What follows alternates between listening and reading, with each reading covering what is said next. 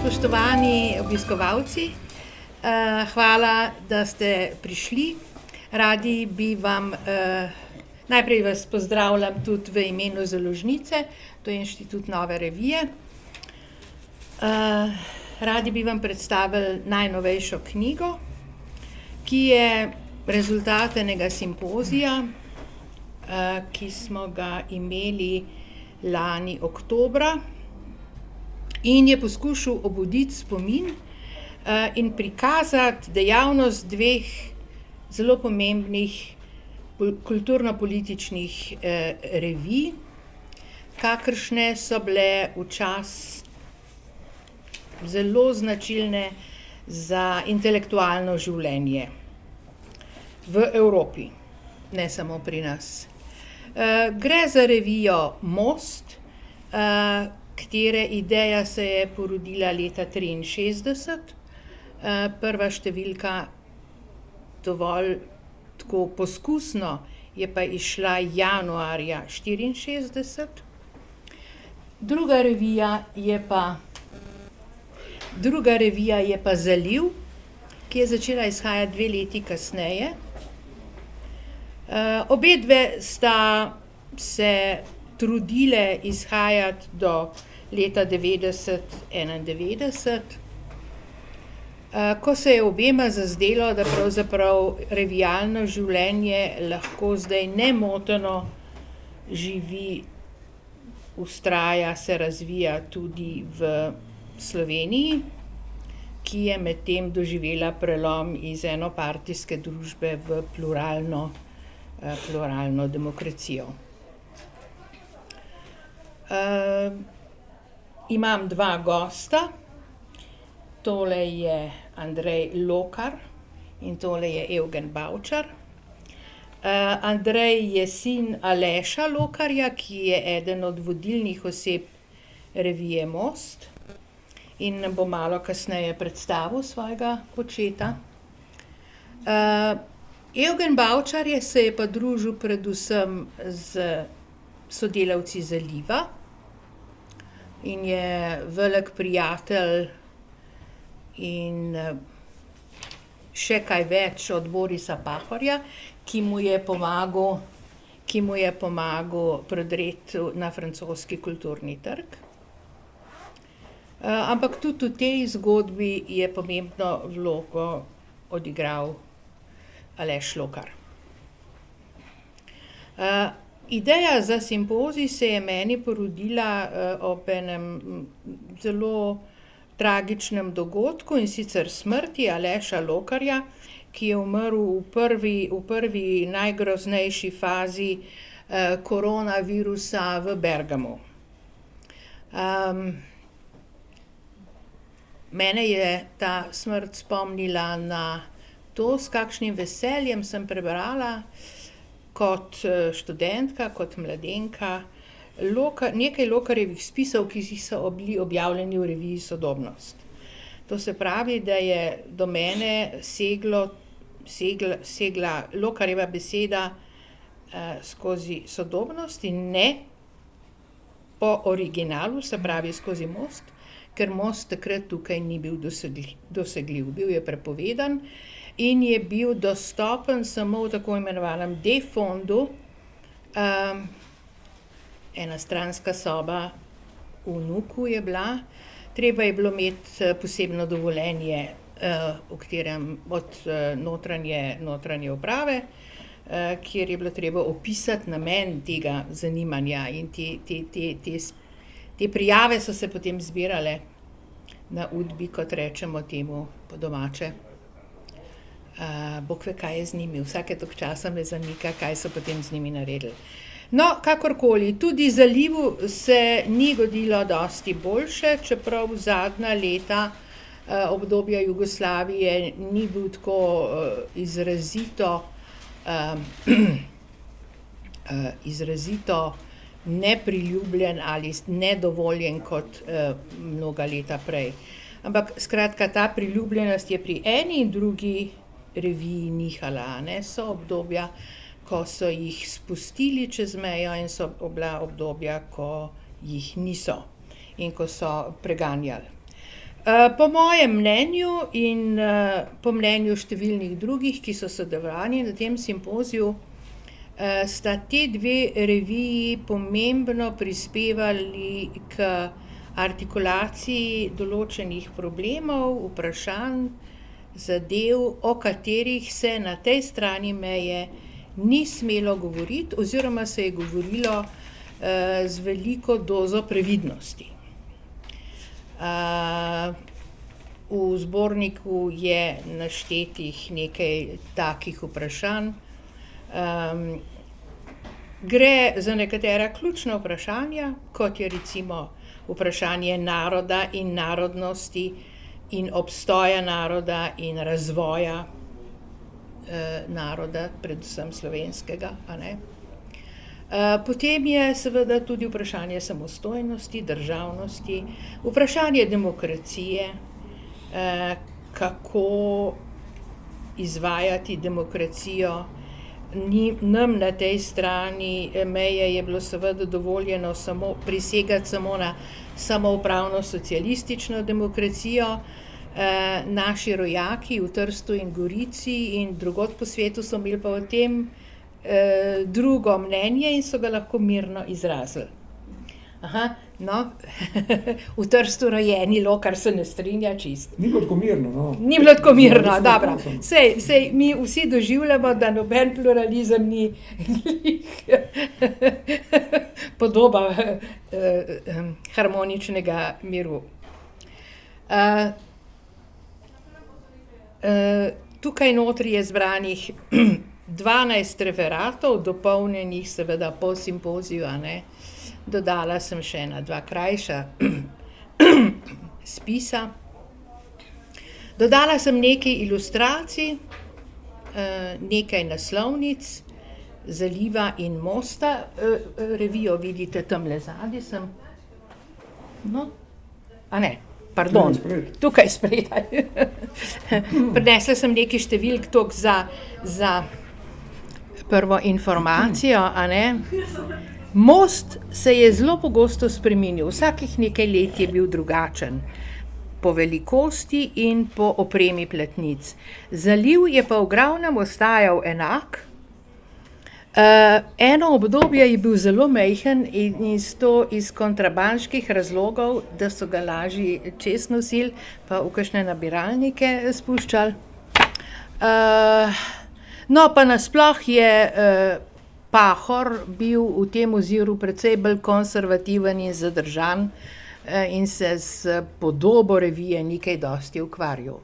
V nasprotju s tem je pa Most vsake toliko časa razvil ne samo na platnicah neke ambicije, da bi bil tudi likovno nekaj posebnega, tudi pri izbiri črk.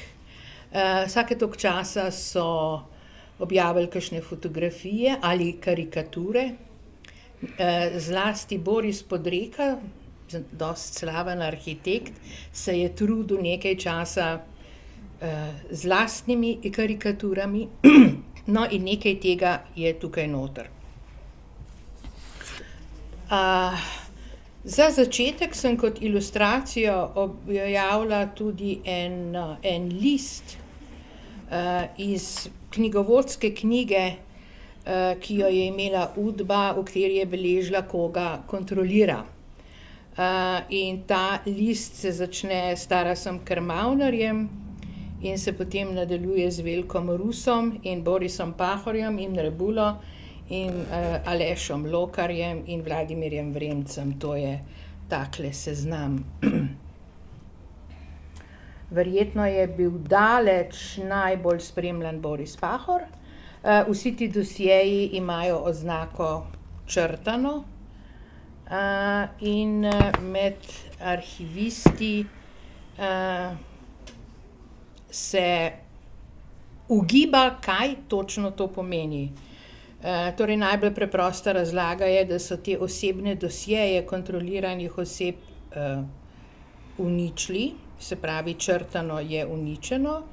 Nekateri pa mislijo, da bi to utegnilo biti samo prenešeno v eno drugo obliko oziroma medij, a ne. A veste, da so črtali iz tega papirnatega seznama teh papirnatih stvarnih izvodov v neki fotografskega, mikrofilmanega, digitalnega in podobno. Za uvod mislim, da je to dovolj. Še enkrat se moram opravičiti, to ponavadi počnem, da je simpozij sam in zato tudi zbornik zelo neuravnovešen. Veliko več pozornosti je posvečeno mostu kot zalivu.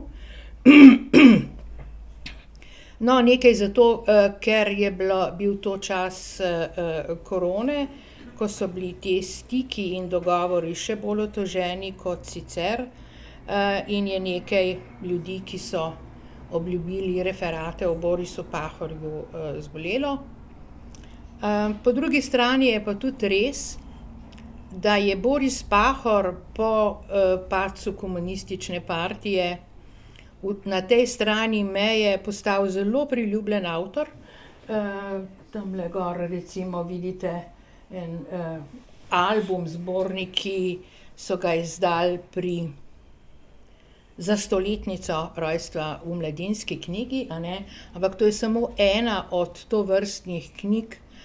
Boris Pahor je praktično lahko vse svoje polemične spise, pisma, kritike, tudi druge spise objavil, ki jih prej ni mogel in ni smel. V prejšnjem obdobju namreč je nastopal predvsem kot avtor leposlovnih del. Most po drugi strani pa ni imel nobenega takega avtorja, ki bi kasneje zbudil tako pozornost, in meni se je nekako zdelo, da je to krivico treba popraviti. Samo jaz bi nekaj še tele dopolnil, ne. Mi smo zdaj dobili od Borisa Pahorja pooblastilo oziroma podpisali pogodbo, da bomo izdali ponatis njegove knjige Skarabejev v srcu, in ko bo knjiga šla, bomo priredili tudi nekaj o Borisu Pahorju, tako bomo lahko tudi obširneje spregovorili in o Borisu Pahorju na zalivu, ne. Tako, ja, tako. Se bomo oddolžili, no. Ja, se bomo oddolžili, no.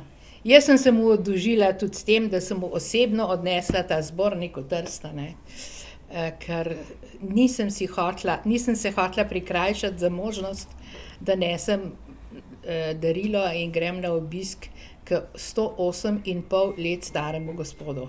To se mi še ni zgodilo, pa ne vem dobro, ali se mi še kdaj bo. Zdaj bom pa jaz prosila svoja dva gosta, da bosta za začetek povedala, Andrej Lokar bo nekaj povedal o svojem očetu, Alešu Lokarju, medtem ko bo Evgen povedal nekaj tako o Alešu Lokarju kot o Borisu Pahorju, ne? Tako, Andrej bi mogoče začel ti, ja, prosim. V redu, jaz sem si tukaj zapisal nekaj točk oziroma tako njegovem življenju, ne, tako da, in potem bom tudi povedal, zakaj se mi zdaj to pomenilo, tudi da bo hitreje, ne. Zdaj Aleš Lokar se rodil leta 1935 v Ajdovščini, v eni taki obrtniško, malo podjetniški družini. Njegov oče, Zdenko Lokar, tam ima svojo sestričnost, moraš popravljati, če bo kaj narobe, ne, je bil lesni trgovec. V času svobodnega tržaškega ozemlja je optiral za Italijo, zdaj ne vem zakaj natanko, mi doma se o tem nismo nikoli pogovarjali, če so za politične razloge, ali zgolj tako ekonomske, da mislijo, da se bo pač njegova obrt, ki jo je pač imel, da se bo boljše tam razvila. Zdaj osnovno šolo je začel obiskovati v Ajdovščini, seveda tam v vojnih letih, tako da ta šola je bila skozi taka, da je govoril nekaj časa hodil v partizansko šolo, potem po letu 1943 so prišli domobranci, pa bila domobranska šola in tako naprej. Potem pa mislim, da je dokončal osnovno šolo po preselitvi v Trst pri Svetem Jakobu, v Trstu, v tržaški četrti Sveti Jakob. Njegov oče je ustanovil lesno podjetje Koloniale, od katere so pač od tega podjetja cela družina živela. Potem se je vpisal in dokončal Trgovsko akademijo in v enem letu doštudiral še vse dodatne predmete, se vzel en let prosto zaradi tega, ker se je hotel vpisati na univerzo, in s Trgovske akademije takrat je bilo vpis omejen samo na nekatere fakultete. Tako da potem v enem letu naredil 5 let latinščine in tako naprej, da je lahko naredil maturo tudi na pač gimnaziji. Potem se je vpisal na fakulteto za kemijo, doštudiral je kemijo v Trstu, bil še relativno dolgo časa asistent v Trstu. Seveda začetek tega se je dogajalo, prej sem omenila to mirnost in tako naprej v izrazito turbulentnem obdobju zavezniške vojaške uprave, najprej svobodnega tržaškega ozemlja na začetku zavezniške vojaške uprave. To je bilo eno izmed glavnih kriznih žarišč Evrope, po Churchillu, eno izmed kriznih žarišč po vzpostavitvi železne zaveze, se pravi Berlin, Trst in Palestina. Potem je postal najprej izredni, potem redni profesor ekonomije na univerzi v Anconi, to je omenjeno tudi v zborniku, nakar na stari italijanski univerzi Urbino. Nazadnje pa dobil profesor bliže domu, se pravi na novo ustanovljeni univerzi v Vidmu. Zdaj, o redikovanju revije Most je že dovolj spregovorjeno, mislim, napisano v samem zborniku, tako da se v tem ne bom zadržal. Nekaj bi pa še povedal o njegovi politični karieri. Pač on je bil namreč imel 3 funkcije, javne. Bil je profesor, bil je kulturnik in bil je tudi politik. In zdaj, v zvezi s tem, potem bom malo povedal, kakšna je bila ta politična kariera njegova. Jaz bi rad se naredil kratko digresijo. In tudi potem bom povedal, zakaj. Jaz bi rad predlagal, on je bil spada, zato ker, kadar je on umrl, jaz sem tule z zaprepaščenostjo ugotovil, da so se ga takrat spomnili in zamejski časopisi, italijanski časopisi, celo srbski časopisi, to, kar na koncu je on predaval v Kragujevcu, to je zaključil svojo univerzitetno kariero takole, v Sloveniji se ga ni spomnil pa nihče. Mislim, dr. Rupel mi je napisal pač sožalje, mail, sem dobil veliko teh sožalnih pisem, potem pa sem preprosil časopis Družina, da so neki napisali pa enega prijatelja, ki dela na Novi 24 TV, da je pač napisal njegov spomin. Tako da jaz bi rad izkoristil to priložnost, da malo bi spodbudil, da mogoče bi tisti, ki predstavljajo uradne inštitucije v Sloveniji, nekako ustanovili mogoče nekakšen sklad za odreševanje z pozabe teh nedopovedljivo zaslužnih Slovencev, ki lahko imamo za nekakšne predhodnike in sograditelje slovenske suverenosti in za katere Slovenija praviloma tudi v akademskih krogih niti ne ve. Potem meni se zdi to nezaslišana sramota in potem bom mogoče še kaj tudi povedal o tem. Mogoče bi ravno Ministrstvo za kulturo ali pa Urad za Slovence po svetu ustanovilo nekakšen sklad in dalo, kaj jaz vem, 5000 evrov štipendijo enemu mlademu raziskovalcu, da bi lahko sestavil zbornik o posameznem prominentnem Slovencu. In prvi obravnavanec bi lahko bil tudi Aleš Logar, zaradi tega, ker konec koncev iz tudi tega zbornika, ki je šel pri Novi reviji o nacionalnem vprašanju v 60 letih, lahko ugotovimo, da je on napisal kar nekaj besedil tam, ki so bila za tisti čas merodajna. Jaz se s temi njegovimi tezami pretirano ne strinjam, tam je tudi polemiziral z Dušanom Pirjevcem in tako naprej, predvsem z Borisom Pahorjem, seveda, ki sta bila na nenehnem konfliktu. Ampak vseeno mislim, da je to nekaj, kar spada v našo kulturno zgodovino, našo duhovno zgodovino in da bi bilo dobro, da se tega pač nekako spomnimo. Zdaj, dr. Rupel je edini predstavnik ene take inštitucije, seveda predstavnik ministrstva nisem, mogoče bi lahko enkrat lansirali to idejo, da bi pač, mogoče predvsem Urad za Slovence po svetu bi lahko to ustanovil. Primer, je nekaj v zvezi s tem, bi se rad pomodil po še enem liku, ki je bil stalni sodelavec Mosta in je doživel podobno sodo, in to je Toussaint Hočevar. Toussaint Hočevar je bil ekonomist, sicer je bil, mislim, da politični emigrant, kakor se razumel po njegovih besedah, kakor sem ga jaz poznal. Poučeval je na University of New Orleans, ki je bila pač odsek Louisiana State University, in doštudiral je v Innsbrucku in nekje v Franciji, ne vem, ki je natanko, bil poročen s Francozinjo. Njegovi otroci so se pa seveda rodili v Ameriki, tako da so govorili angleško, so govorili francosko, zato ker je bila mama njihova materinščina, je bila francoščina in seveda oba sta govorila slovensko in so on vedno potrudil. Celo da sta oba naredila vsaj en razred, mislim, da osnovne pa celo srednje šole v Sloveniji. Kupno stanovanje v Sloveniji, mogoče šolanje v Sloveniji. Skratka, gre za en lik, še bolj pozabljen od mojega očeta. Nihče sploh ne ve zanj, sicer tukaj je omenjen nekaj. Ja, to sem Hočevar, ja. Vse ste ga poznali. In mislim, da tudi ta lik bi ga bilo treba absolutno ponovno vrednotiti. On ima cele teorije, je imel seveda o tem nacionalnem vprašanju, ki iz mojega vidika so precej vprašljive, on je pač bil ekonomist, je to preveč povezoval po mojem z ekonomijo, ampak vsekakor po mojem je zelo pomembno, da bi se teh ljudi nekako spomnili.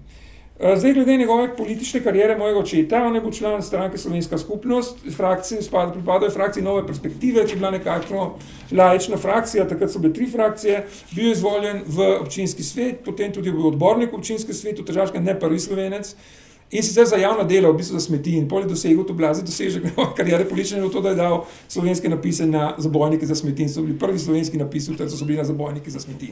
In zato pol je on tudi pripovedal zanimiva anekdota, ne, da je moral to izsiljevati.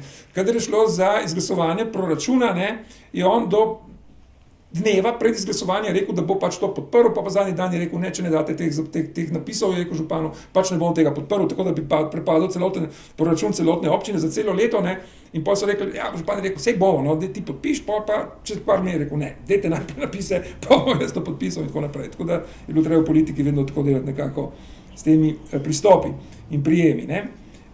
Zdaj, glede njegovih prepričanj, ne, zelo velikokrat so v Sloveniji, predvsem v pomladniških krogih, pojavlja ta izraz oziroma ta sintagma demokrat zahodnega tipa. Jaz mislim za njega, da je bo resničen demokrat zahodnega tipa. V demokracijo je verjel zelo tako nagonsko, se ni spraševal natanko, kaj demokracija je in tako naprej, ker pač ni bil tudi filozofsko nastrojen človek, ne, ampak je bil nekakšen, jaz sem prevedel z enega pesnika letos, lani pravzaprav, Rafaela Cadenasa, ki je star 95 let, ne, on je pač dobil zdaj tudi nagrado kraljice Sofije za latinsko-ameriško književnost 2 leti nazaj, ne, in potem sem gledal njegov intervju, kadar je prišel v Španijo in razlagal, kako je sve so ga spraševali, on iz Venezuele, ne. To je venezuelski pesnik, so ga spraševali, kakšne so razmere v Venezueli in potem on ni mogel natanko odgovoriti, zaradi tega, razmere so kakršne so, bomo še prepovedali povrnitev v Venezuelo, lahko če bi kaj rekel, ne. In potem je rekel, veste kaj, treba je biti demokrat, ampak človek je demokrat predvsem, kaj jaz vem, v svojih temeljnih odnosih, ne, družinskih in tako naprej. Skratka, demokracija je prav en tak, ni to pogled, svetovni nazor, ampak način obnašanja in upoštevanja drugih in tako naprej in tako naprej. In jaz mislim, da je Aleš Logar je bil v nekem pogledu tak. No dobro, sem ga doživel tudi do druge luči, ker doma sem videl očeta, je bolj tako, ne, včasih. Ni bil pretirano demokratičen.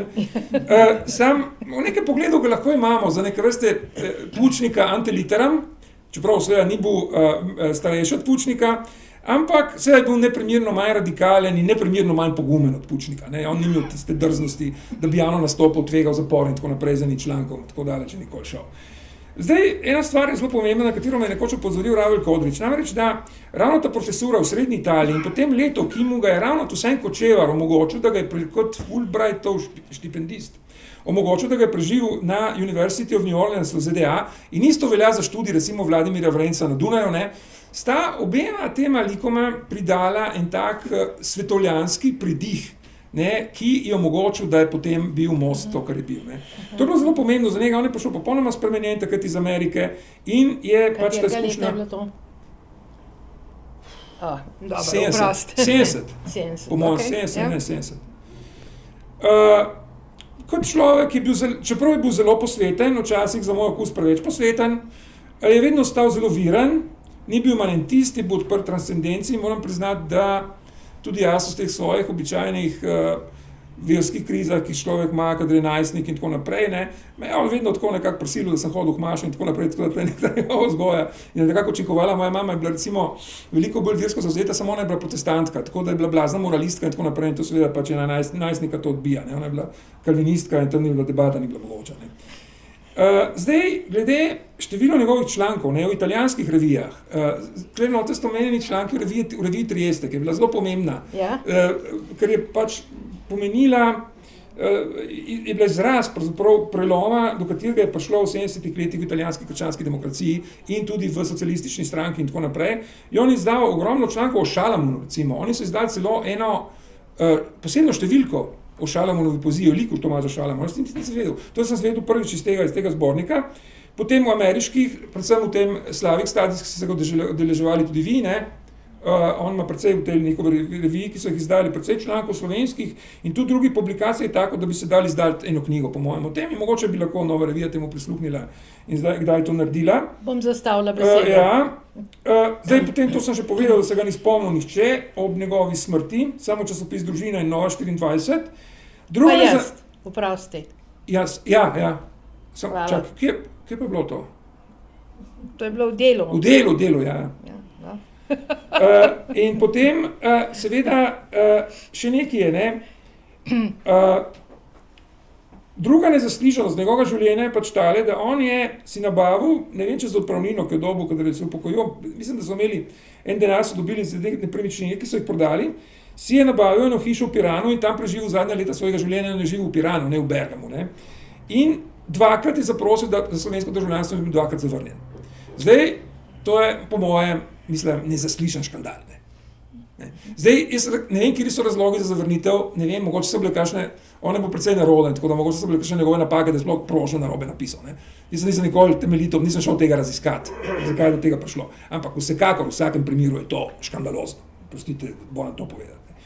Zdaj, tako da v bistvu razlog, zaradi katerega je on umrl v Bergamu, je bil prvenstveno ta, da se ni mogel zdraviti v Sloveniji.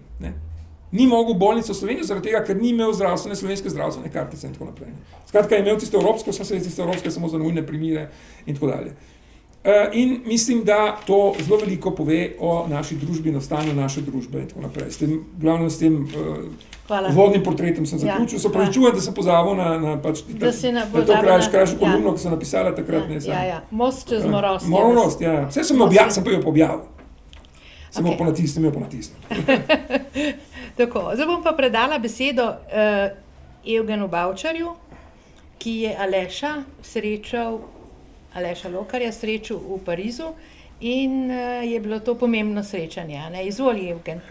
Torej, jaz sem zelo počaščen, da lahko nekaj povem o priliki izdaje tega zbornika.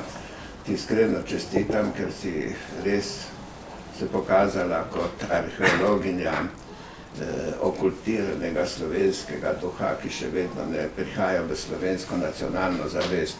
Tako smo pač, ne vemo, da je spomin ena civilizacijski dosežek zahodne civilizacije in tako naprej in se bojimo spominov na tiste pomembne stvari, ki so bile tkivo slovenske državnosti, tkivo slovenske neodvisnosti in tako naprej. Zelo mi je drago, da sem v vaši družbi, tudi lepo pozdravljam gospoda Rupla. Jaz bi rad zelo preprosto povedal vašega očeta, gospoda Andrej, sem ga srečal že leta 1986, natančne marca meseca, takrat, ko sem v Parizu vodil slovensko stran Trouvé Trieste, ter prireditve v centru Georges Pompidou. In kako sem spoznal vašega očeta, prišel je k meni in rekel, tukaj vem, da ni gospoda Pahorja na program, ampak programa nisem jaz sestavljal, sem so ga sestavljali odgovorni v Trstu, Darko Bratina, Pirjevec in tako naprej, nisem bil za to odgovoren, ampak sem vam pripeljal Borisa Pahorja. Sem bil ves začuden, sem rekel, veste, sem moj italijanski prijatelj, med drugim Paolo Fabri, osebni prijatelj od Udberta Eka, je rekel, da pogreša Rebulo pa Pahorja na tem kolokviju, ne v Parizu, ampak te ljudi so men dali. In je rekel, sem vam pripeljal tukaj Borisa Pahorja, mi ga je predstavil in sem takrat prvič srečal Borisa Pahorja. Povedal mi je tudi, da je on naredil rezimeje Claudiu Magrisu, ko je Magris pisal v svoji knjigi Trieste un'identità di frontiera, prva izdaja je bila 1982, druga je bila 1987, tretja pa 2007. Zakaj to navajam? Zato, ker brez teh prikazov, ker Magris pač ne zna slovensko, brez teh priprav doktorja Lokarja, pač ne bi mogel tako napisati. Je pa zanimivo, če se primerja to publikacijo in se zahvaljujem težaški Slovenki Anki Petelin, da mi je poskala te reference. Namreč v prvi izdaji leta 1982 Pahor sploh ne omenja Boris Pahor, pol pa je, ker je pač protestiral in tako naprej. To bi bilo zanimivo angažirati študente, da malo to preštudira, tisti, ko študira italijanščino, da se malo to gleda, kako je to izgledalo. No in takrat sem jaz spoznal Borisa Pahorja. Vem, da je imel ogromno sovražnikov, vse verjetno jih ima še vedno samo tako prikrite malo, tako v Sloveniji, in ko sem govoril o Pahorju, da je zelo zanimiv, jaz sem moral sestro prositi, da mi posnela nekaj njegovih del v knjižici Zvez lepih ni bilo nič, in tako sem potem po zaslugi prevoda Nekropole v reviji Esprit, danes govorimo o revijah, bom tudi par misli povedal z tem, in gospoda Dominaka, ki je objavil nekaj strani, sem lahko tisto posredoval njegovemu prvemu založniku, tako da je bral lahko francoščini izvleček iz Nekropole. In tako je prišlo do te publikacije. Boris Pahor mi je seveda govoril o zalivu, kako je pač to pripravil in kako je bil takrat preganjan v zvezi s Kocbekom, to so mi tudi drugi potrdili, Franc Miklavčič, Viktor Blažič. Jaz sem vse te ljudi spoznal preko Borisa Pahorja, bili so tudi večkrat gostje na moji rojstni hiši, imam tukaj sliko in tudi sem spoznal doktorja Vlada Kresnika, je tudi še zmeraj persona in grata v nezavednem slovenskem duhu, mislim, nekako v tistih globinah, ampak udari pa na dan vsake toliko časa.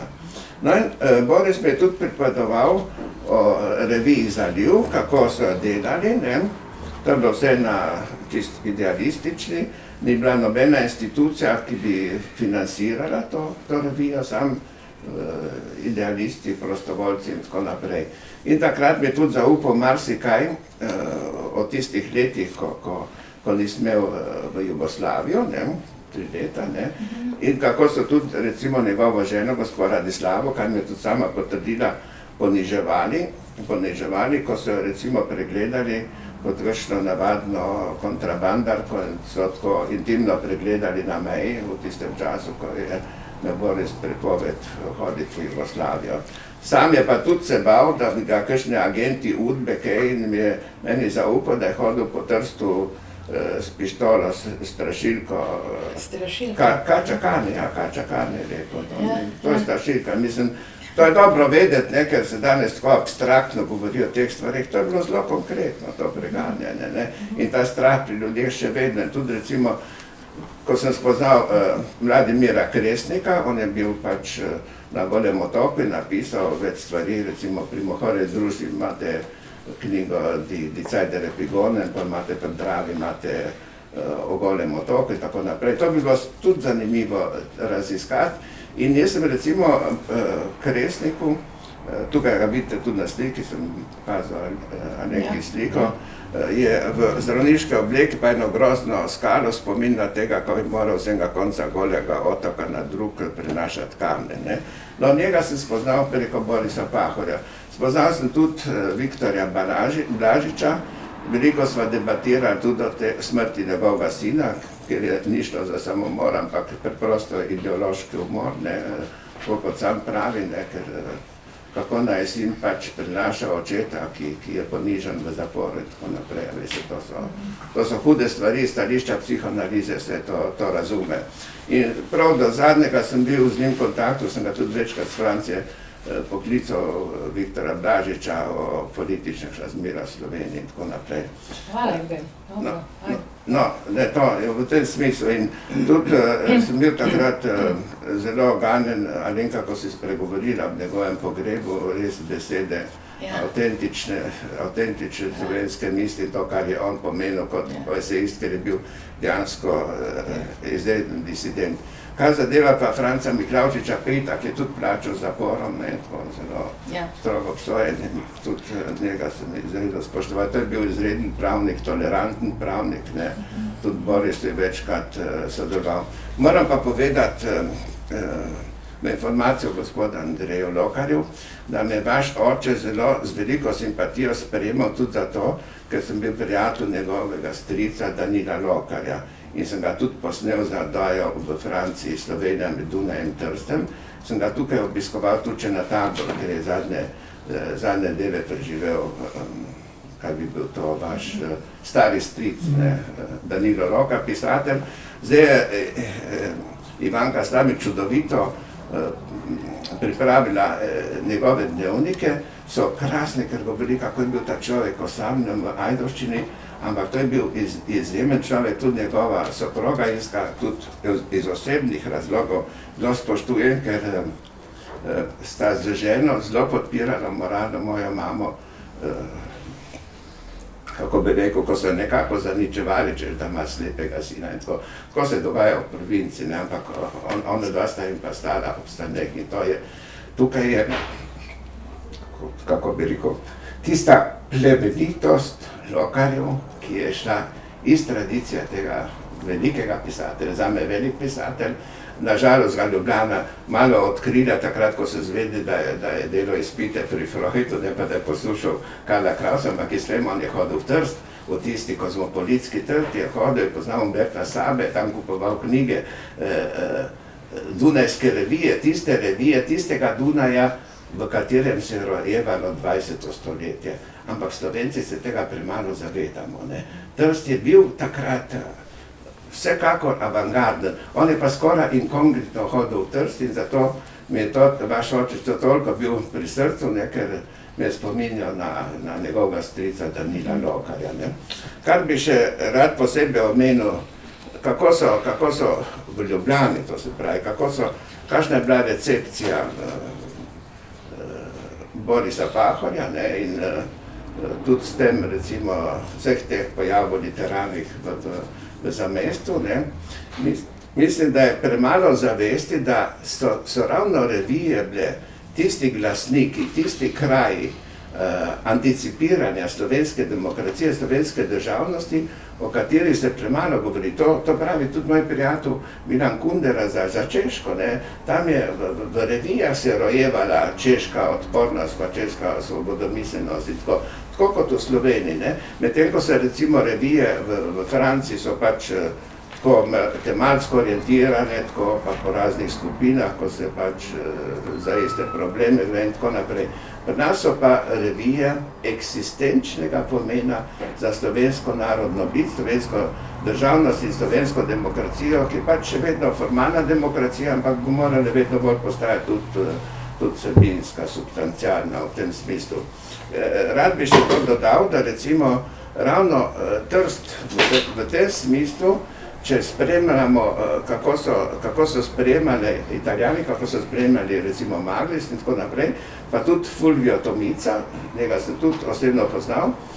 Takrat, ko sem vodil v Parizu ta kolokvij o tržaški literaturi, Trouver Trieste, takrat je Fulvio Tomica me prosil, sva se dobila v Stari Gorici, naj ga dam iz programa Skupaj s Slovenci, naj ga ven povlečem nazaj Italijanom, tako da ne bodo mislili, che sono andato dall'altra parte, da šel na drugo stran. Tako je meni rekel Tomica. Mislim, čeprav Tomico sem jaz predstavil njegovem prvemu založniku v Parizu, moram podariti to, ker sem pozabila, ker sem pač imel prebrana nekatera njegova dela, mi je sestra prebrala in ta človek, pač založnik, ni nič poznal teh tekstov.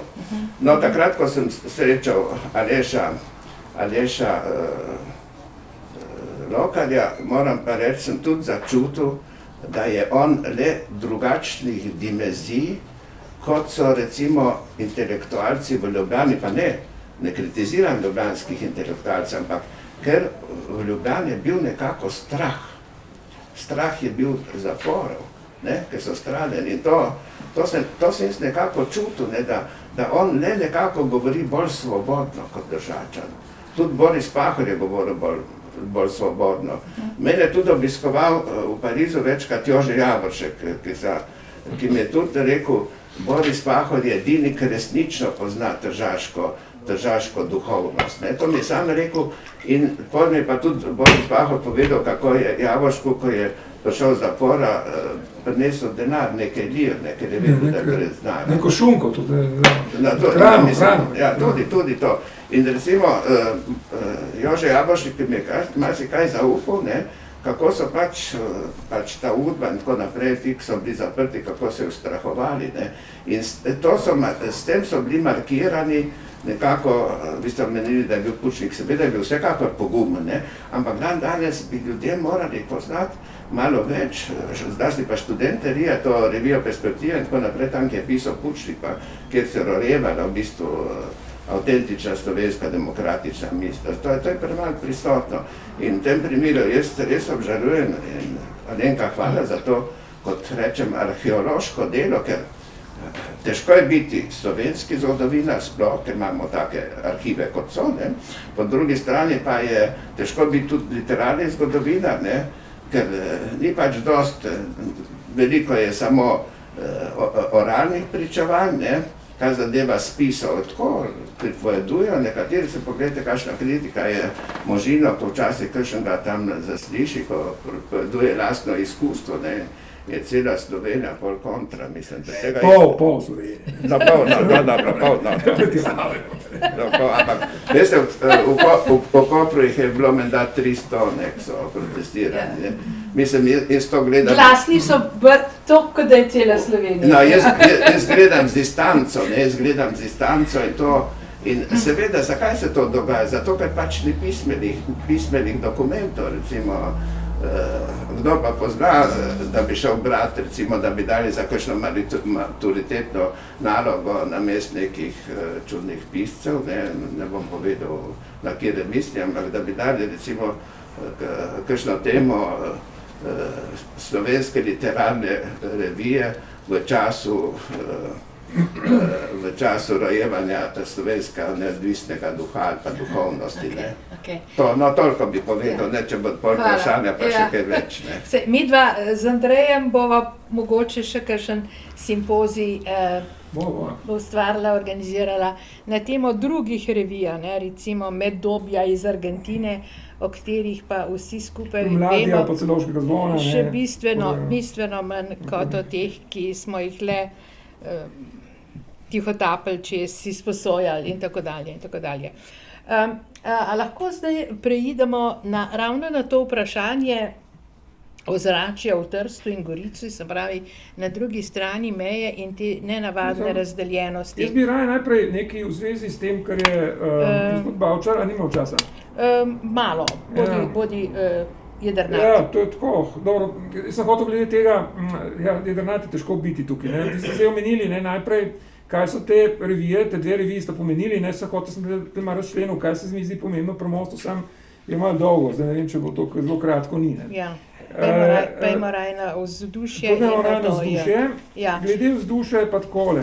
A lahko samo eno umestno vprašanje oziroma ugotovitev, za 100. obletnico Pahorjevega rojstva so tukaj v Mladinski knjigi pripravili eno lepo in temeljito knjigo.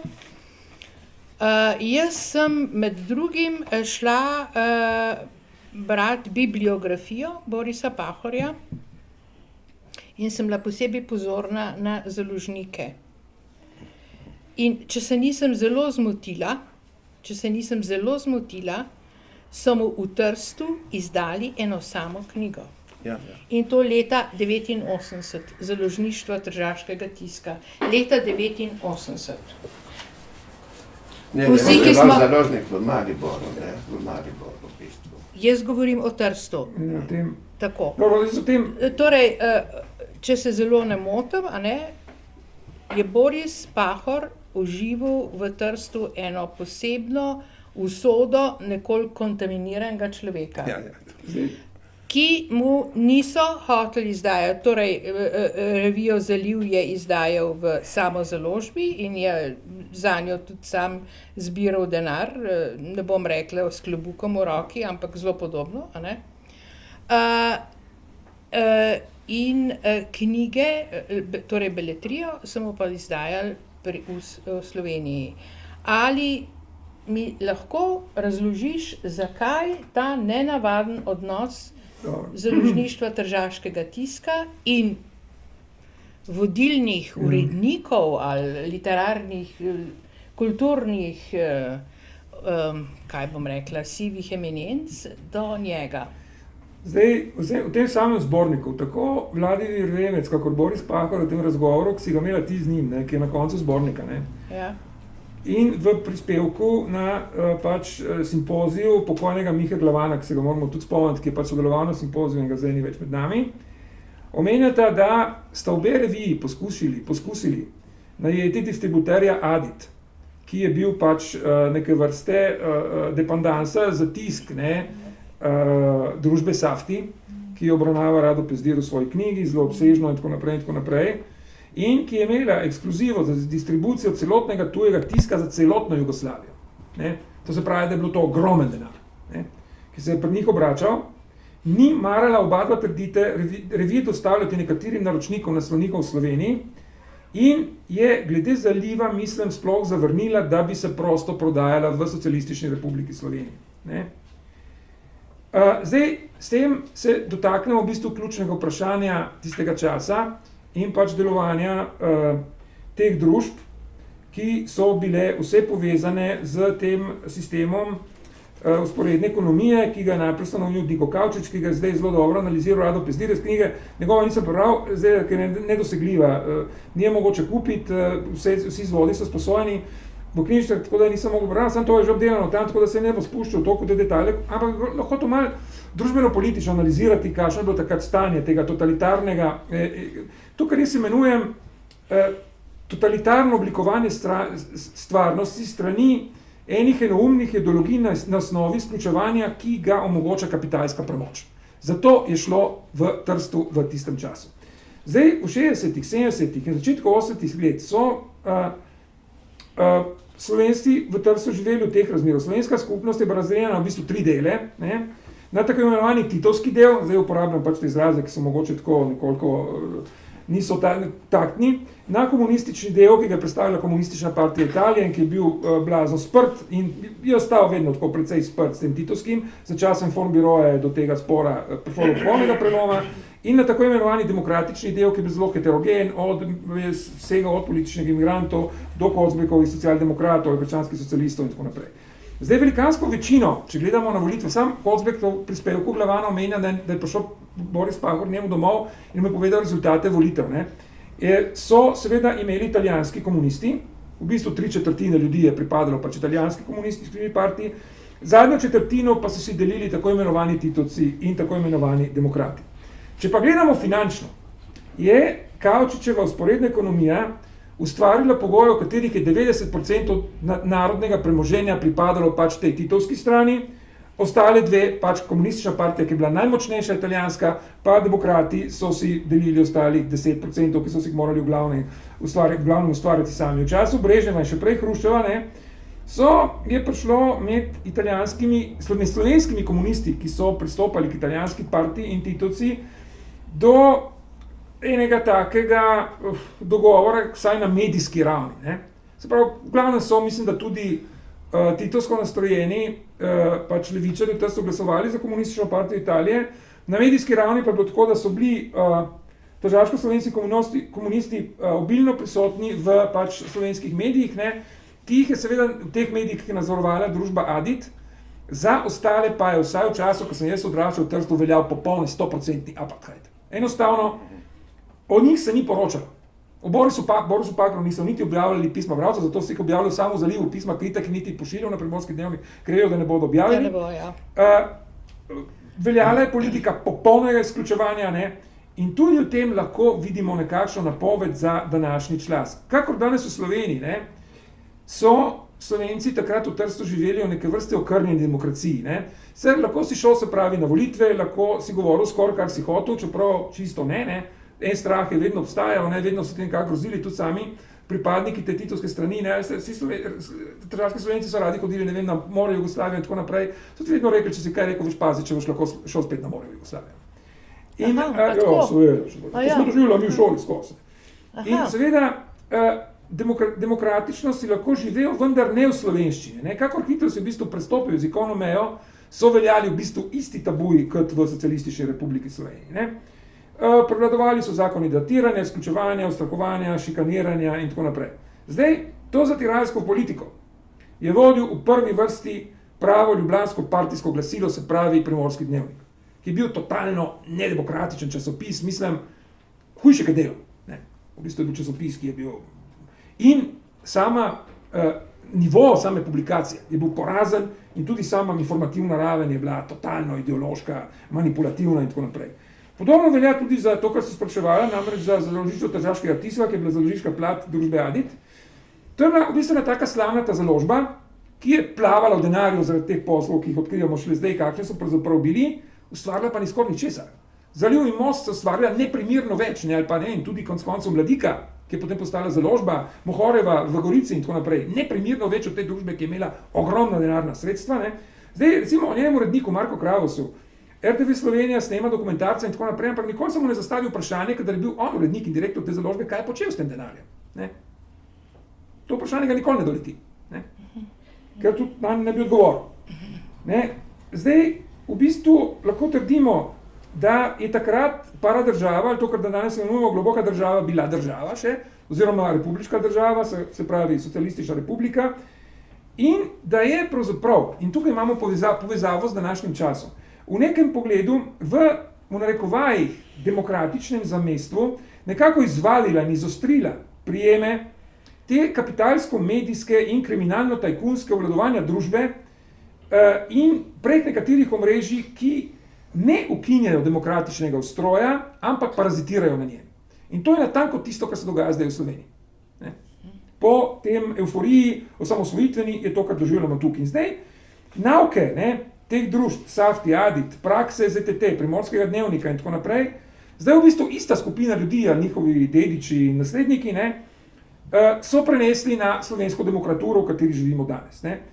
In v bistvu je v nekem pogledu so usvojili ta obrazec, da se da dominacijo družbe izvajati na način, ki ne predpostavlja absolutnega nadzorovanja vseh družbenih vzvodov, ker je to tudi veliko ceneje in pač to ni potrebno. Zdaj, v bistvu to, kar imamo danes v Sloveniji, lahko trdimo, da se je v slovenskem zamestju takrat začelo. Zato je tudi zelo produktivno, po mojem, in da v bistvu preučimo, preštudiramo to, kako pravzaprav sta se vsaj v zarodku most in zaliv temu sistemu obvladovanja realnosti postavila po robu. Da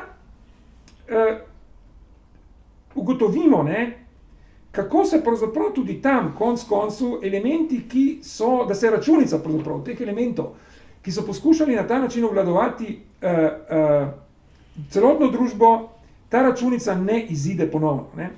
Zdaj,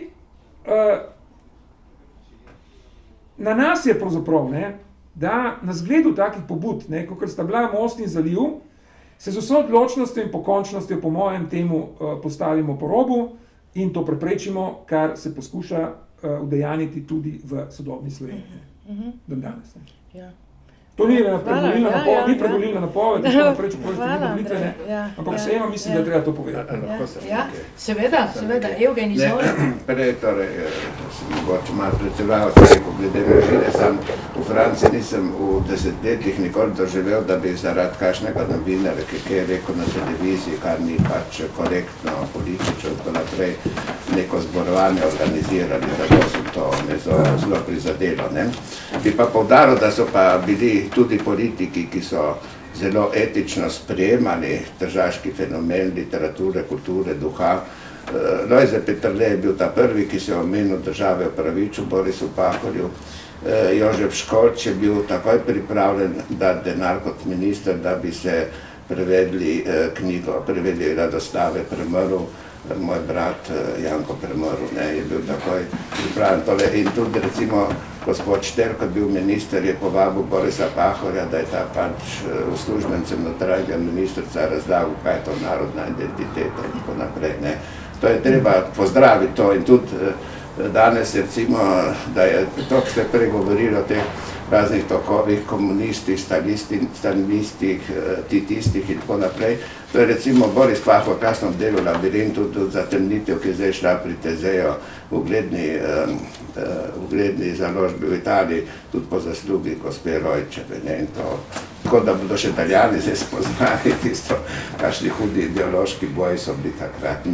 Poleg teh personalnih izkušenj in tako naprej, ampak je šlo to, te note prisotno in to ste zelo lepo prikazali, moram reči. Hvala lepa. Jaz pa mislim, da je zdaj prišel čas, da sprožimo debato tudi med vami in nami,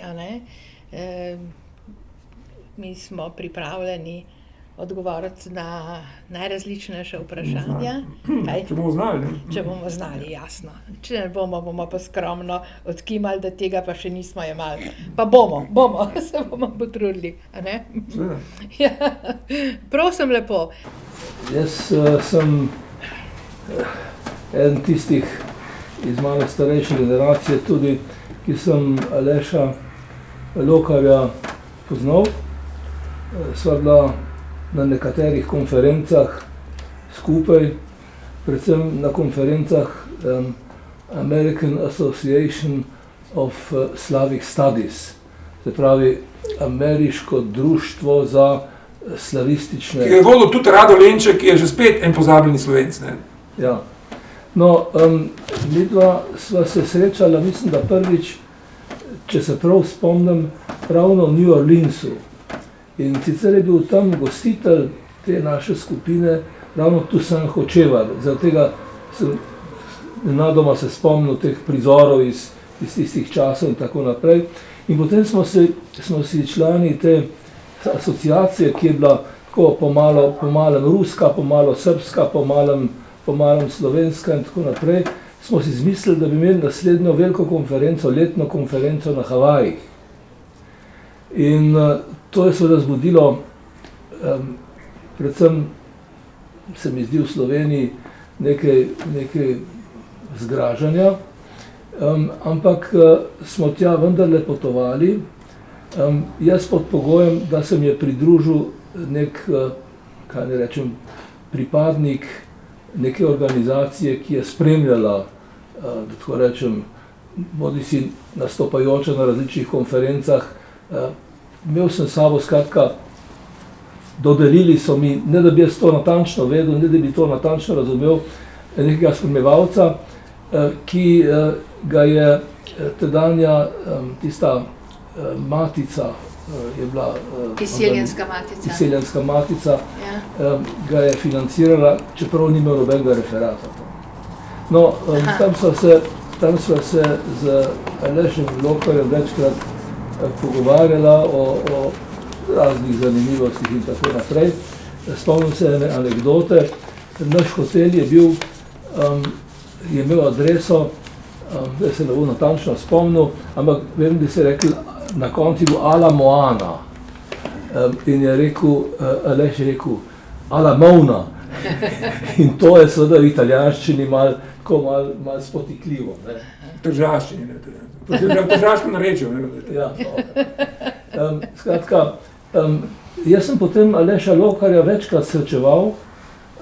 Bil je zame en zelo dragocen vir informacij o tržaškem kulturnem življenju in tako naprej. Imela sva nekaj skupnih prijateljev. Eden je bil Taras Krmavner, drugi je bil Marjan Rožanc. Marjan Rožanc je mene prav bil tisti, ki me je uvedel, da tako rečem, v Most. Ste tudi prispevek imate v Mostu, tudi omenjeno v knjigi. Ja, torej, Marjan Rožanc je bil sekretar, tajnik revije Problemi. Takrat, ko jaz sem se najprej udeleževal tega revijalnega življenja pri eni reviji, ki se imenovala Mlada pota, potem Problemi, potem po Problemih dolg časa nič in potem Nova revija, seveda. Vmes so bile perspektive, Rožanc je seveda imel tudi perspektive, je bil pri perspektivah in to je eno poglavje zase, ki je večje od poglavja o Mostu. Ampak, kot rečeno, jaz ne bi najbrž niti o Mostu toliko vedel, če ne bi se pogovarjal o njem s Krmavnerjem in z Rožancem. Kar pa zadeva zaliv, moram pa reči, da seveda je zame zaliv postal pojem leta 1975, zaradi tistega znamenitega intervjuja. In od takrat naprej sem seveda to zasledoval, sicer pa moram reči v svojo, kaj ne rečem, samokritiko. V Ljubljani so bili kulturniki, pisatelji precej zaverovani v lastne probleme, ljubljanske, slovenske, no, seveda tudi socialistične, moram reči. Tudi mi smo imeli probleme eksistence, mi smo dali pobudo za novo revijo leta 80, začela je izhajati leta 82, skratka 2 leti je trajalo vsega tistega boksanja, da smo prišli do tiste revije, ki je bila približno tako tenka kot tale zaliv, ki je razstavljen.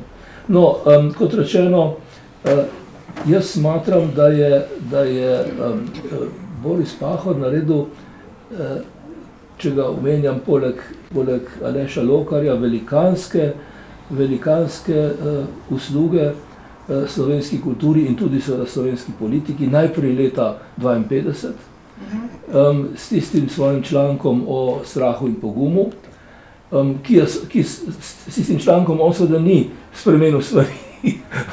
Stvari so šle v Sloveniji seveda tam v popolnoma drugačno smer, ampak takrat je seveda zame, da tako rečem, postal neke sorte moralna avtoriteta, kar je ostal prav do današnjih dni. Ampak še enkrat bom rekel to, ne, jaz smatram, da je Jugoslavija oziroma Slovenija ogromno izgubila, ko je, da tako rečem, izpustila iz rok Trst, ne, ko Trst ni postal del Jugoslavije.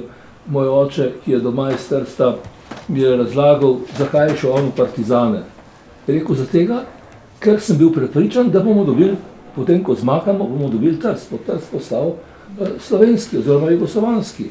In oni so se morali seliti leta 20, cela družina naša, iz Trsta v Ljubljano, in je rekel moj oče, no, ko pa se bomo zmagali, ne bom pa jaz tam delal na glasbeni matici, moj stric Mirko bo tam bil kakšen direktor kakšne knjižnice, skratka, bile so neke ideje, seveda iluzije o tem, da bi Trst moral biti slovenski oziroma jugoslovanski. To, da je Trst bil na nek način prepuščen tistim relativno malo številnim tržačanom slovenskega rodu, kar se slovenske kulture tiče, seveda, to je seveda neka tragedija, da ni bilo pravega prežemanja med slovensko inteligenco, ljubljansko inteligenco in tržaško inteligenco. To bi jaz si upal trditi, da ni bilo tega prežemanja, in to je ena velika žalost. To, da ta ideja o enotnem slovenskem kulturnem prostoru je bila ena floskula. Popolna floskula. Nažalost to ni funkcioniralo. Mi smo Trst doživljali kot tisto mesto na zahodu, v svobodi, v demokraciji, onstran teh naših tegob in tako naprej. Na nek način smo tudi zavidali našim prijateljem, ki so živeli v Trstu, najbrž neupravičeno, jaz se upravičujem Andreju za tega, ker to pravim, ampak mislim pa, da je seveda Slovenija ogromno izgubila, ker takrat ni Trst funkcioniral kot del te naše kulture. Danes je malo drugače, ampak danes pa sploh kultura ni več tako grozno pomembna, se misli, kot je bila takrat v tistih časih. V tistih časih seveda ena zadeva, kot je bil Kocbekov intervju, kot je bila advokatura Borisa Pahorja, kot so bili članki Aleša Lokarja, to naše, da tako rečem, tako bolj ali manj tajno bratenje, ne, to so bili neki izjemni trenutki, neki zvezdni trenutki, ampak pravega sodelovanja, jaz ne vem, saj zase moram reči, nisem čutil in obžalujem. Ja, glede tega, tega izgube Trsta in tako naprej obstaja še ena plat medalje. Namreč podaril me se zdaj Alojz Rebula. To je bila, če bi pač Jugoslavija pridobila Trst, bi lahko tegnilo biti to zelo problematična zadeva. Zaradi tega, ker konec koncev Trst bi imel tam ene, koliko imel prebivalcev, takrat nekaj več kot 300 000, od katerih je bilo 250 000 recimo italijanskega rodu, z eno blazno redentistično, šovinistično tradicijo in tako naprej. In s tem bi bila to ena taka rak rana, po mojem, tudi mogoče v samem, nenehno bi to ustvarjalo neke nemire in tako dalje. Zato ker to jedro tržaškega šovinizma je nekaj, kar je nastalo po zedinjenju Italije, v bistvu času zedinjene Italije, in je nekaj, kar prežema celotno mesto. Mesto je tako nastrojeno. Je protislovansko, izrazito protislovansko nastrojeno. In zdaj to eno jedro tega. Zdaj, najprej bi bilo treba dobiti Trst, bi pomenilo to, bi bilo treba te ljudi izgnati ven. In to lahko naredi sam Starorje, kot se je zgodilo na Reki, kot se je zgodilo v Puli in tako naprej. Skratka, bi predpostavljalo tudi z jugoslovanske strani eno blazno zgodovinsko krivdo. Zato, ker te ljudi bi bilo treba izgnati ven, ker drugače Trsta ne bi mogel držati. Bi bil neke vrste Belfast, ne neko, pa Palestina recimo. Neko območje nenehnega nemira, Mogoče druga ena varianta boljša bi bila za Trst neka vrste Hong Kong ali nekaj takega, da bi bila namenjena tako kantonalna ureditev, v katerem bi bile vse te narodnosti, ki ga sestavljajo po ja, da bi ostajal svobodno tržaško zemljo, nekaj takega in bi ga nadzorovali pač Italija, Jugoslavija in tako naprej. Ne. To je bila druga varianta. Samo to, da bi bil znotraj, mislim, da bi bilo eno jedro nenehnih konfliktov. Zakaj, to mi lahko razložite, zakaj so slovenski politiki šli k Titu prositi, da ne bi priključila Jugoslavija, ne bi priključila, naj se ne bi zainteresirala za svobodno tržaško ozemlje, oziroma da bi svobodno tržaško ozemlje bilo 7. republika, recimo, bila ena taka ideja. Zakaj so? To je zgodovina, ne vem, samo staja več teorije o tem. Ena je ta, da pač Stalin ni tega podprl. Ne. In jaz sem nekoč celo bral eno Kardeljevo poročilo, da je šlo na pogovor s Stalinom in tako naprej in da potem Stalin ni hotel tega podpreti. Tito pa je bil za to. Ja. Tito je bil za to, da se... Vse to je bila osnovna zamira. Vsi trdijo, da ta zamira do resolucije Informbiroja je bilo to nekako Titovo maščevanje zaradi te Stalinove zavrnitve, ker je bila radikalna. Jaz pa sem bral pogovore, ki jih imel Kardelj, pa ne vem, kdo je bil v tej delegaciji, ki se je šla dogovarjati takrat, ko je bila mirovna konferenca s Stalinom, ne, in pa je on ni hotel ravno zaradi tega, ker je hotel Tita podrediti in mu pokazati, kdo je šef pač Kominterne, da pač ni dobil zaradi tega Trsta. No, sam Tito je bil... To je sam Kardelj napisal. V nekem trenutku, gospod Lokar, Tito je bil pripravljen v nekem trenutku zamenjati Koper, Piran in Izolo za en del Trsta. Kajti bil je zainteresiran, to lahko v arhivu... To ne poznam. Ja, to sem jaz prebral v arhivu Slovenije. Ja. On je bil zainteresiran, da bi Jugoslavija dobila vsaj en del Trsta, vsaj en del tržaškega pristanišča. Jaz sem pa kasneje začel razmišljati, zakaj je to tako, ker Koper takrat ni bil primeren za pristanišče. Da je lahko postal Koper pristanišče, ga bo treba spodkopati, ga bo treba vse na nov urediti in tako naprej. Je pa seveda Trst strateška evropska luka. Da tako rečem, bila saj tista, za Jugoslavijo bi bila to seveda strateška luka, ne? V primerjavi z drugimi in tako naprej. To je tisto mesto, tisti del morja, ki pride najbliže osrčju Evrope. Ne? Ja. To ni zdaj tako brez veze. Ampak to, zakaj so Slovenci, šla cela slovenska delegacija na čelu z Vido Tomšič takrat k Titu prositi, da ne bi Trst prišel v jugoslovanske roke, oziroma da se ne bi pogovarjali o Trstu kot o 7. republiki. To se mi zdi pa eno zanimivo vprašanje. Tako je v našem. Ne vem, če bomo našli v našem krogu tukaj. Igor, nisi ti prevedel knjigo Trstov mejna identiteta? Tako da imamo tukaj prevajalca tele knjige, ki ste omenili, bi lahko rekli še kaj o tem, ne, mislim. Ja. Ti si pač... Mislim, mene zanima, če tudi slovenščini, če kaj omenjena ta razlika med izdaja 82 pa 87, ko je Magris spremenil na intervencijo Borisa Pahorja. Ja, Magris je poznaje poglobil te stvari, najprej se je, še pri prvi izdaji je manj poznal tudi slovensko kulturo, naprimer, tako osebno se je celo čudil takrat Magris, ki je hodil tudi po študiju germanist. Naprimer, nam precej pove, se je čudil, zakaj Cankar ni pisal v nemščini, ker bi postal bolj slaven. Ja, zakaj je pisal v lokalnem slovenskem jeziku. Potem pa je tudi sam Klaudio Magris nekatere stvari bolj široko razumel in poglobil. Tudi ob soočanju z Borisom Pahorjem. Na začetku ne, Kosovel ga je pritegnil, kot še mnoge, sicer pa ni tako celovito na začetku vsaj poznal. Čeprav je dober tekst, ta knjiga je bila uspešnica, Trstov mejna identiteta. Glede samega Trsta sem zanimanjem poslušam, ampak spoštovani gospod Rupel, dragoceni minister, tudi, jaz imam pa še en pogled glede tega obmejnega, torej 45, svobodno tržaško ozemlje. Tudi sam sem bil v otroških letih vedno žalosten in jezen, zakaj ni Trst ostal pod Jugoslavijo in Slovenijo. Sam, veste kaj pozabljamo tudi, ne? Kar se tudi zdaj vidi, Trst, če bi, ne, so zdaj seveda samo hipotetične ideje, če bi ostal na tej strani, recimo jugoslovanski strani meje, seveda bi se večinoma tudi Italijanov izselila, neko jedro, napeto bi jasno ostalo, ampak moramo pomisliti tudi to, Trst se ne bi sloveniziral. Bi se to jugoslovano, ne? Bi se jugoslovaniziral. Tako, kar se celo na obali še danes Zelo čuti.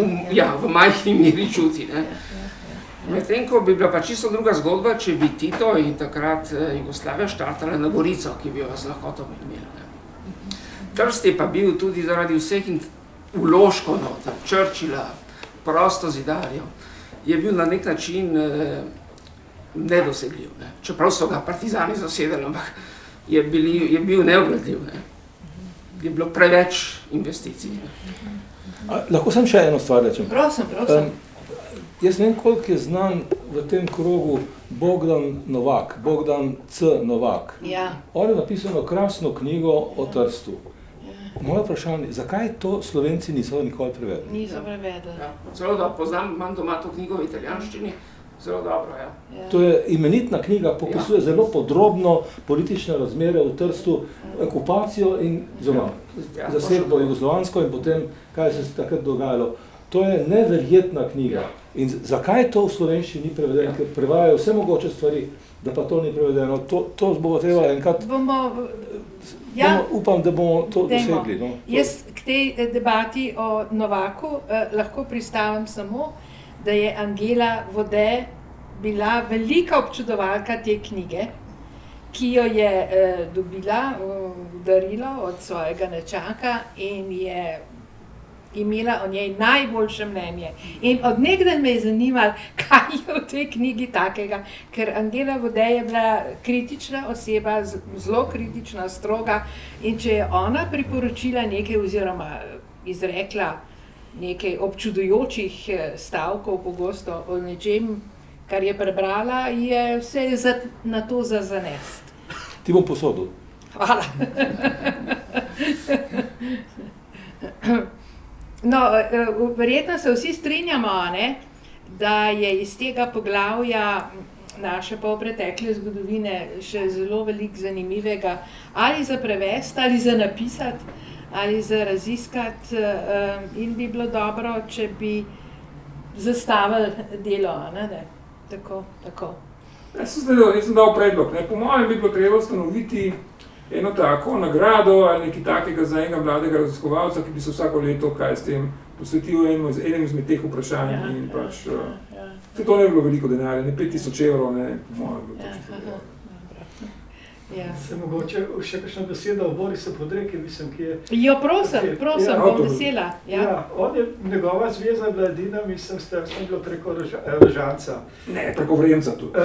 Vremca seveda, za Vremca je on tudi prvo hišo narisal, ki potem ni bila izvedena in tako naprej. Z Rožancem se malo rada, zato ker sta oba bila nogometaša. Mislim, Boris Podreka je igral pri Triestini in tako naprej, ampak se zanima za kulturo. Tako je potem tudi bil Podreka tist, ki je Kocbek nosil knjige iz Trsta, mislim, in še opisuje, kako je pretentov, mislim, te čuvaje, ki so tam stali in tako naprej.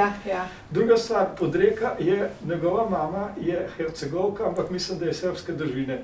Oče je bil Slovenc in je bil adjutant pri kralju Aleksandru. To se pravi, rodil se je v Beogradu in potem 2 leti preživel v Ljubljani, na kar se je potem preselil v Trst.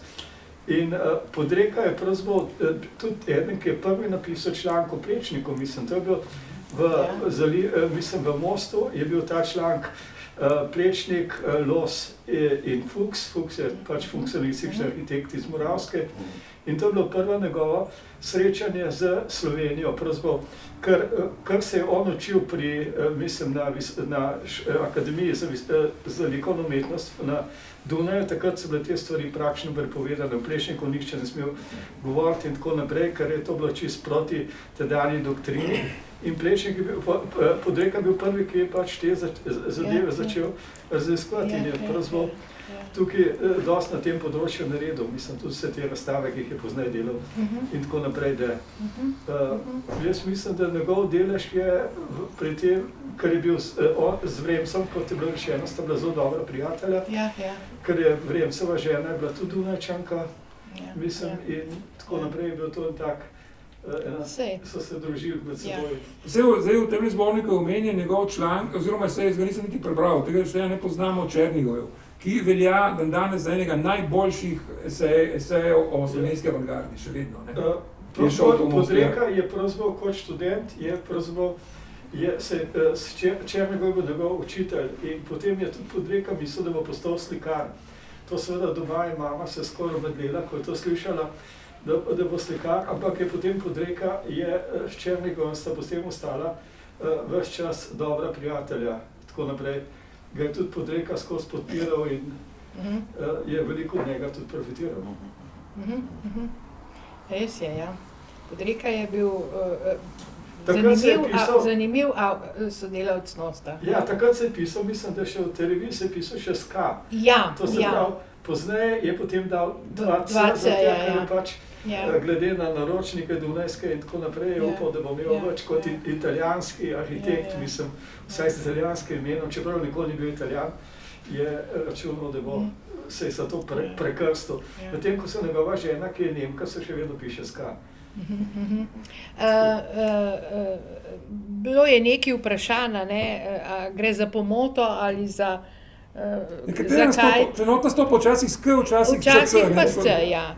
Ja, jaz sem rekla, da mora biti oboje, ker je pač v času, ko je bil sodelavec Mosta, bil sk, če se je kasneje... Družina je bila vedno sk. Zanimivo pa je, da je bil brata, mislim, ki je pokojni žal, Ivo, ki je bil tudi, mislim, primarij bolnice na Dunaju. Ta je bil pa hodil, pa ni hodil v slovenske šole, tako kot Boris, ampak hodil v srbske šole. Tako se pravi, da je iz iste družine sta lahko različno. No, danes Boris Podreka ne piše slovensko, lažje piše nemško. To si bil, ampak piše tudi slovensko še vedno. A ja? V pogovoru z Vladimirjem Vremcem, ki sta ga imela prav okoli tega simpozija in zbornika, se je zatekel k nemščini. Ja, seveda, ja. Samo zna govoriti, znano. Seveda, jasno, da zna, ja. Zmanj kakšno besedo včasih. Ja, tako. Je pa res, da je nekaj časa, dolg časa zelo slabo govoril slovensko. Ne, še zdaj govori slabo, ampak zna, razume, zna. Zadnje čase, vsaj zadnjih 10-20 let je veliko boljše v slovenščini, kot je bil prej.